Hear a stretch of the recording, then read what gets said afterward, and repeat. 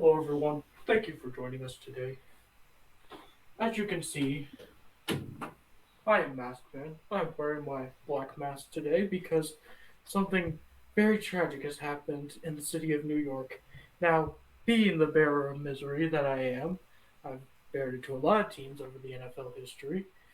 I would like to cover this one. Look at this man. He was supposed to be a Jet next year. But, unfortunately, Adam Gase decided to get a win. So, this will no longer be happening.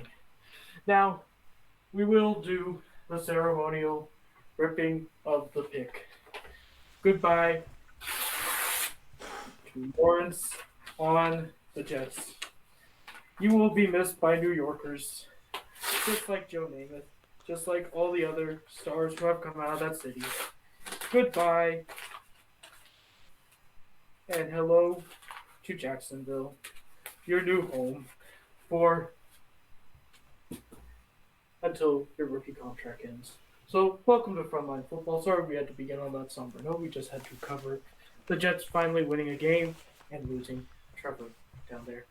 But we are the latest for all your news, rumors, updates, and highlights over the entire NFL season. And I will be back whenever there is misery to be found. Goodbye.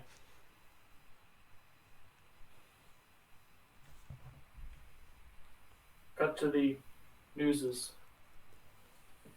All Man, right. we can still see you.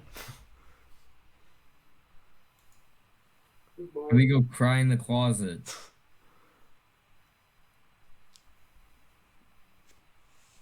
Okay, there we go. All right, so Jack, you want to start out with some Jet stuff? Well, I get into I get out of this awful Astros stuff. All right. I will take us in to the details.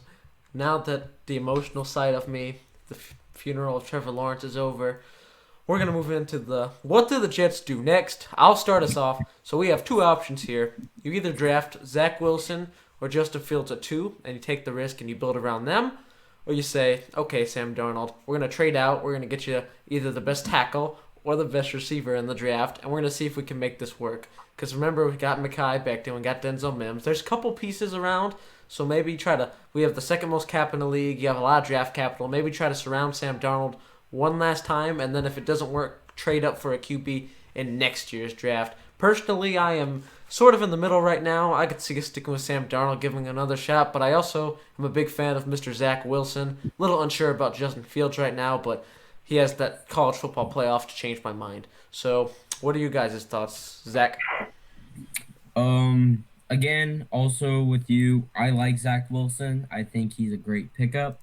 But I also see a bunch of potential in Sam Darnold. I can see he can become your franchise guy. Just give him one more year. If he doesn't produce, then you just do a normal. Then you just get a different QB. Get that Bama QB from next year. So if that works out, Josh, we are covering the Jets. How they blew their tank. Should they stick with Sam Darnold or should they go with Zach Wilson or Justin Fields? If they do, then who do you think they should go for? If you don't, then talk about a plan. Well, I think that I don't really think that Darnold should have another year because I think that the Jets should draft a rookie quarterback due to quarterbacks need a lot of money in the offseason. So if you're planning on Sam Darnold being your guy, he has to work for you like in the next 2 years. You can't build dynasties in 2 year rookie deals. You need your rookie quarterback to be on a rookie deal so that you can build around him with bigger pieces that cost more money. So with this, they have a whole blueprint for a quarterback. All they need is a quarterback. They need a coach who can train him up to be a good quarterback, and a GM, which they already have, who's a good GM who will build around him. They already have Mekhi Becton, so they just need to get that quarterback and get that coach in. All right, cool. Josh, what's also going on in for the Texans?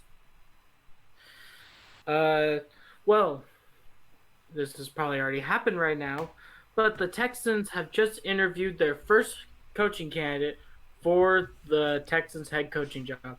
It is former Detroit Lions head coach, the one that was hired before Matt Patricia, Jim Caldwell. So this seems like a huge move for the Texans. I'll just say my take flat out right now. This seems like a huge move that will put us in the step in the right direction. Now, of course, this isn't the Eric Bieniemy or some of the other candidates that may be really good. The number one's Eric Bieniemy, obviously. That's going to be first option. But Jim Caldwell would be a good coach to hone in on Watson's skill that he already has with the Texans and make them a better team with a good GM also. So I'm going to hand it over to Jack for his take. I find this very intriguing. I get it, he's not the number one guy, and obviously the Texans would prefer Bieniemy, but I believe he went 9-7 and made the playoffs in his last year in Detroit. So it's intriguing to let it develop. I don't know if it's the best coach, obviously. I think there are some better options out there, but Jim Caldwell doesn't sound like the worst case scenario for Houston. What are your thoughts, Zach? I feel like Jim Caldwell, even if he doesn't get Texans, I feel like he will find a coaching job. Maybe with the Jets, that might work out. Who knows? He could work on most teams that need a head coach right now. Like you said, he did lead the Lions to a 9-7, wasn't Yeah. it? 9-7 record. That's pretty good. And he did that with like Matthew Stafford. So imagine what he would do with like Watson, or if the Jets, either if they figure out a way how the Jags can win a game, Trevor Lawrence, Justin Fields, Zach Wilson, Sam Darnold, any of those guys, those could all work out. He can make those guys into like Matthew Stafford, as consistent as he is. So, yeah. All right. So the next is Rosen. Jack, what's going on with Rosen? Josh Rosen has been signed off the Buccaneers practice squad to the San Francisco 49ers. Very intriguing story, but I am going to hand this one off to Josh. What are your thoughts on the Josh Rosen situation? I think that this Josh Rosen situation, I think that this could actually work out for the San Francisco 49ers here, because who they have starting? Nick Mullins. Yeah. Here's the thing. I feel like since Josh Rosen has been on the practice squad and has been learning under Tom Brady, I feel like this is going to be a good move. He's had that time to progress, unlike he did in Arizona, where it was a sink or swim. This, I feel like he could revamp his career and get this back on track and show why he was that first round pick in the first place. So I'm going to hand it off to Jack for his thoughts. He already said. I thought he. Oh, I haven't said my thoughts yet. Okay. This one's intriguing to me. Now, Nick Mullins does need surgery, so unless Jimmy G's back, I think he starts. Now, I don't expect him to walk out after just signing with San Francisco in less than a week and go out and beat the Cardinals and win out the season or anything. But it could be an intriguing option to work him in the offseason, get everyone healthy. Maybe he can lean on the strong running game, and maybe he can be a solid game manager for San Fran, and it could be a pleasant surprise for them. You never know. What are your thoughts, Zach? It won't work out, in my opinion. I mean, come on. He played for the Cardinals. He sucked. He played for the Dolphins. He sucked. Even though he learned under Tom Brady, he's still gonna suck. It's every single time. Rosen sucks in the NFL. No one. I don't care what team he plays for. He can even get taught under Joe Namath, and he would still not be doing well. He could get taught under any quarterback, and he would not be good. It's not gonna be the right thing. Also, with facing Arizona, he won't get the win because Arizona knows his flaws, and they will use that against him. So, yeah, this is a good move by the Niners, just in case Jimmy G or Nick Mullins goes down, but this won't be. Rosen's still gonna suck. So, yeah, he should have never drafted by the Cardinals in the first place. All right, so the next thing goes to Josh. What's going on in Carolina? Carolina has just fired their longtime GM and Jim something with an H of last name, but They have just fired their GM and will be beginning their new GM search after the season. So I'm gonna hand it off to Jack for his take. I think this was a solid move because one, I'm pretty sure that guy came in with Rivera a couple years ago, and now there's Matt Rule, of course, coaching. So they're changing the structure of the team, moving on from that Rivera GM vision to this new vision of the Matt Rule and the offensive system. And if they're able to, this new GM that's going to step in, if they're able to make a good hire here, maybe get a couple good signings. We know Matt Rule's a good coach. Joe Brady's a great coordinator. Maybe Carolina can make some noise this offseason, and maybe they could even be a playoff contender in the next 2 or 3 years. You never know. What are your thoughts, Zach? I think it's a smart move. Rivera, all of that needed to go.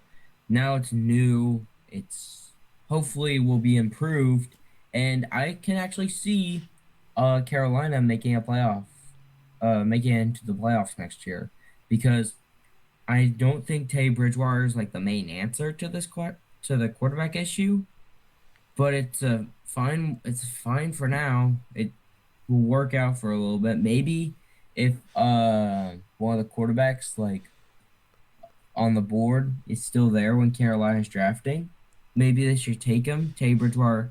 They can learn under Teddy Bridgewater. That would be pretty good. And I think this is a great idea by the uh, Panthers, because everything needed to go when Ron Rivera needed to go. So, good job. Josh, have you said yours yet? I have not. So I think that this is a really good move for Carolina, like Zach said and Jack said, that they just need to get a new regime in there, because the Rivera regime at first was a success, but then turned out to be a failure. With Rule being the head coach, he's going to need a new GM to follow and help him create this hopefully championship team one day. So that's my take on this. All right, Jack, have you gone? Yes. All right, so now we are on injury update. Who is injured for this week? Well, we had Hassan Reddick. I'm not going to be saying the injuries because, yeah. Larry Fitzgerald, Raheem Mostert, Joey Bosa, Derek Carr, Richard Sherman, and Stephon Gilmore. These are pretty big ones. These are like the biggest ones yet. And I'm going to hand this one off to Jack. I think that Gilmore, that really sucks for the Patriots. They're not playing for anything, though, but maybe they drop 1 or 2 extra games. Richard Sherman, same thing.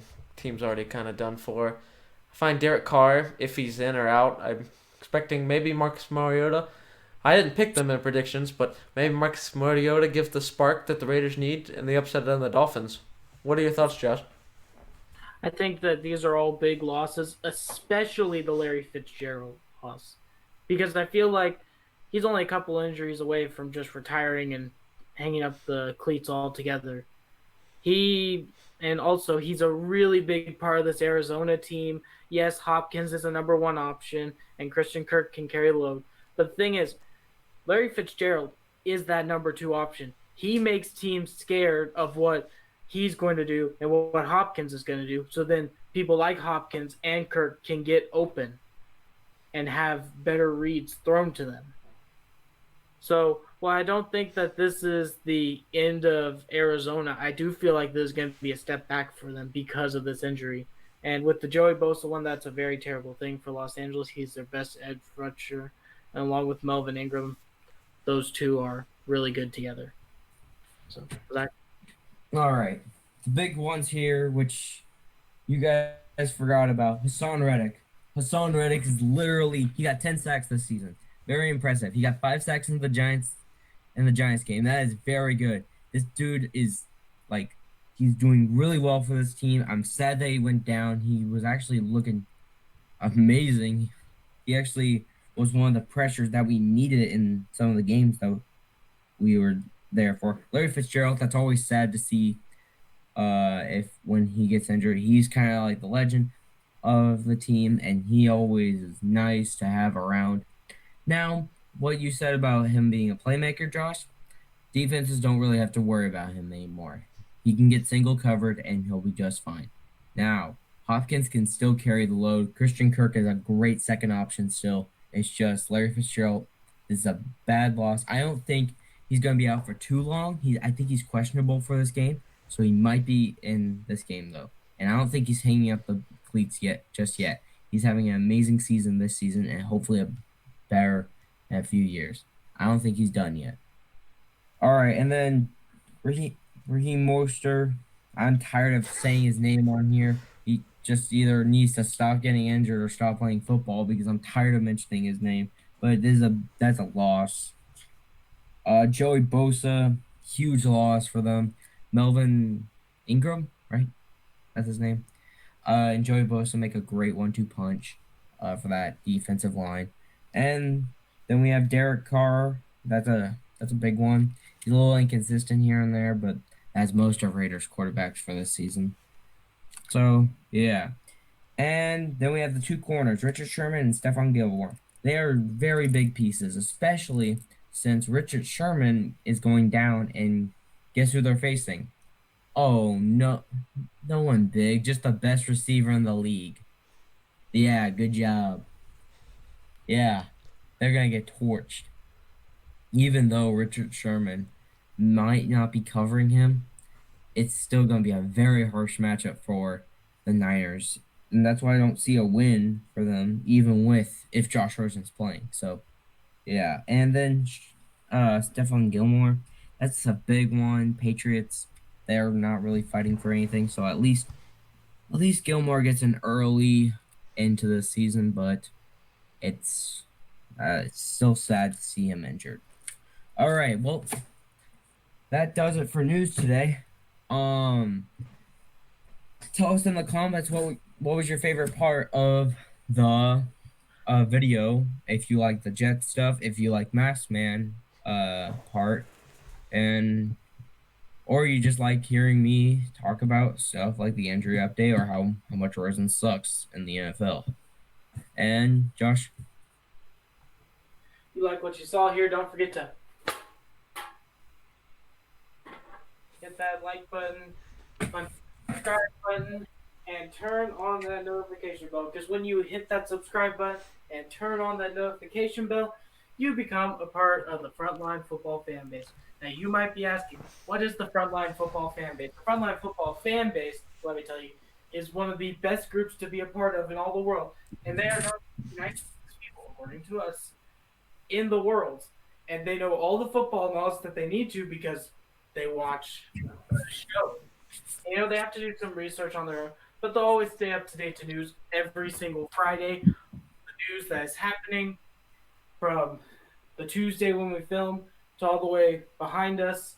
So, if you like what you saw here, don't forget to also share the video with your friends because they'd probably love to see. And if they're football fans, send this to them. They'd probably love to see what we do here. Even if they're not football fans, they'd probably love to see the shenanigans that we pull here. So, we're just having a lot of fun here. So, plug the socials, Jack. Don't forget to follow the Instagram and the Twitter to participate in the polls and other activities. Sometimes, if we don't have any stories, we ask you guys for news takes.